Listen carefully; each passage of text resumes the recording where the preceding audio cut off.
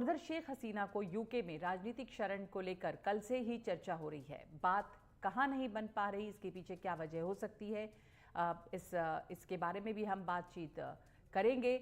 सबसे पहले देखते हैं ये रिपोर्ट कि वहां पर चल क्या रहा है। सबसे पहले चलते हैं उमा शंकर के पास। हमारे सहयोगी उमा शंकर हमारे साथ जुड़ गए हैं इस वक्त। उमा, जो ये बातचीत चल रही है यूके से भी और यूके की तरफ से भी ये खबर आई कि कहा है कि सभी पक्ष मिलकर इसका हल निकालें।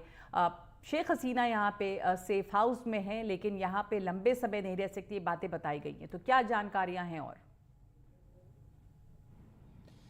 जी देखिए, सबसे बड़ी जिज्ञासा तो यही है कि शेख हसीना का भविष्य क्या होगा, क्या वो भारत में रहेंगी या यूके जाएंगी। तो इसी मामले में दरियाफ्त करते हुए हमने कई डिप्लोमेटिक सोर्सेज से बात की और एक सोर्स की तरफ से ये बताया गया, जो कि एक नियम का हवाला दिया गया, यूके के नियम का हवाला दिया गया, जिसमें यह कहा गया कि वहाँ का जो इमिग्रेशन नियम है वो इस बात की इजाज़त नहीं देता कि किसी को शरण लेने के लिए यूके की यात्रा की इजाज़त हो। और साथ ही साथ ये भी उसमें कहा गया है, उस नियम में ये भी इस बात का भी जिक्र है कि अगर किसी को शरण की ज़रूरत है, किसी की जान को खतरा है, तो उसे सबसे पहले उस देश में शरण मांगनी चाहिए जहां कि वो पहली बार वहां पहुंचते हैं। यानी कि अगर शेख हसीना के संदर्भ में बात करें तो यूके का जो नियम है वो साफ इशारा करता है कि उनको भारत में शरण लेनी चाहिए। भारत शरण दे या नहीं दे ये अलग बात है, लेकिन सुबह से अब तक जो जानकारी यूके की तरफ से निकलकर सामने आई है उसमें जो एक बयान आया है वहां के फॉरेन सेक्रेटरी का, उनकी तरफ से भी इस बात का कोई जिक्र नहीं किया गया कि क्या शेख हसीना को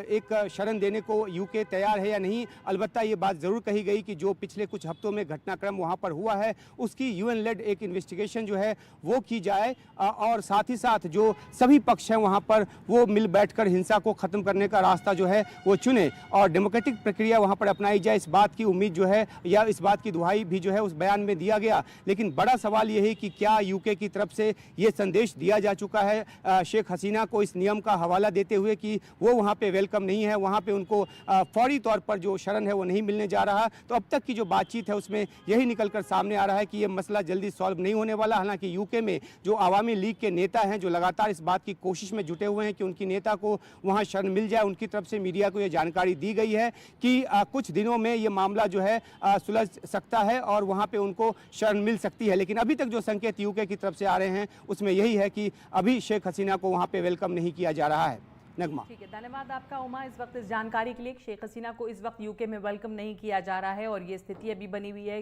कि शेख हसीना भारत में है, लेकिन ये भी है कि यहाँ पे बहुत लंबे समय तक या एक स्थायी तौर पे वो नहीं रह सकती।